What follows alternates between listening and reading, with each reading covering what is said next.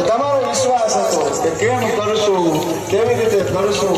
નાનકડું કરવું છે પણ નાનકડામાંથી મોટું અમારા ઠાકોરે કરાવ્યું. કારણ કે જ્યાં ભાવ જાગે, જ્યાં વિશ્વાસ જાગે, ત્યાં મારો ઠાકર દરેક કાર્ય સિદ્ધ કરે.